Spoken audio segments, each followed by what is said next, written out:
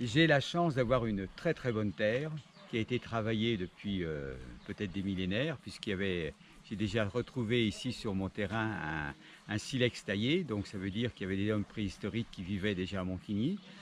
Donc la terre, on voit bien, elle est très très noire, c'est comme dit Pierre Rabhi, comme du couscous, c'est une terre merveilleuse, et donc cette terre me permet justement de travailler avec des grelinettes plus grandes. Et comme dans le commerce on ne trouve pas de grelinettes plus grandes, eh bien je les ai fabriquées moi-même. Et c'est ce que je conseille aux gens, fabriquez vos outils. Tout est possible avec un poste de soudure, c'est pas si compliqué que ça, fabriquez vos outils en fonction de vos besoins. Alors, donc j'ai commencé par emprunter une grelinette de mon frère, j'ai vu que ça marchait très bien, et donc je lui ai rendu la grelinette et je me suis fabriqué des grelinettes. Donc c'est très simple, je suis parti, oh pardon, il me manquait un clou. Je suis parti d'un tube carré de 35 mm par 35 mm, dans lequel j'ai percé des trous en oblique, dans lequel j'ai enfoncé une tige de 10 mm d'acier dur avec un point de soudure au-dessus. Si jamais cette tige casse, un coup de meuleuse, je change la tige, j'en remets une autre. Alors, ce que je conseille maintenant, suite à mon expérience, c'est quand même de prendre du fer, de commander une barre d'acier dur à des grosses quincailleries, une barre d'acier dur de 6 mètres de long et qui fasse au moins 12 mm de section. Surtout pour les dents et d'extrémité, parce que c'est elles qui se tordent le plus facilement, on peut les détordre. Mais au bout d'un moment, comme c'est de l'acier dur, ça peut casser. Ce qui est arrivé sur une là.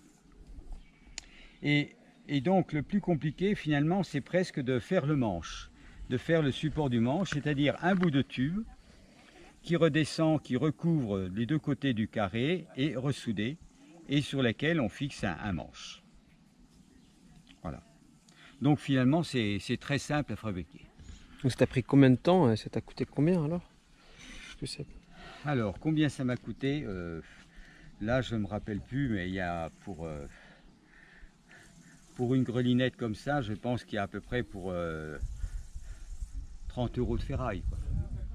Voilà. Et une grelinette, j'ai vu que ça coûte plus d'une centaine d'euros une grelinette. Une grelinette 5 dents, dans le prix moyen, c'est 100 €. Alors, elles sont faites avec les dents qui sont légèrement recourbées, mais personnellement, je ne constate pas trop de différence. Ça va très bien avec les dents droites et c'est beaucoup plus rapide à installer. J'en ai fait une avec les dents recourbées, mais bon, j'ai arrêté, ça fait trop de travail et personnellement, je trouve que ça va tout aussi bien. Bon, peut-être parce que j'ai une très très bonne terre. Dans des terres lourdes, effectivement, c'est beaucoup plus compliqué. Et donc, j'ai fait, suivant la nature du terrain, suivant l'humidité, suivant si ça a été déjà greliné ou pas, j'ai fabriqué des grelinettes de différentes tailles. Mais un terrain qui est greliné une année, l'année suivante, je le fais avec cette grelinette-là.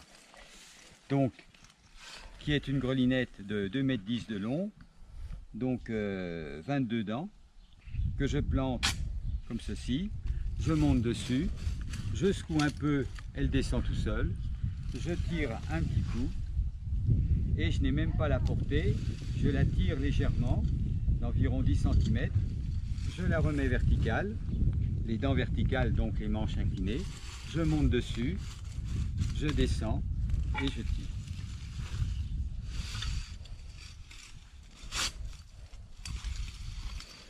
Bon. Ici c'est particulièrement facile puisque je l'ai déjà greliné, mais c'est presque aussi facile quand c'est un terrain qui a été greliné dans l'année d'avant, je veux dire, et qui a la bonne humidité. C'est impressionnant, mais en réalité c'est vraiment, pour moi je trouve c'est très facile. Voilà. Et donc ici j'ai 1500 m² qui sont faits entièrement à la grelinette, donc s'il n'y a plus de pétrole, j'aurai encore à manger.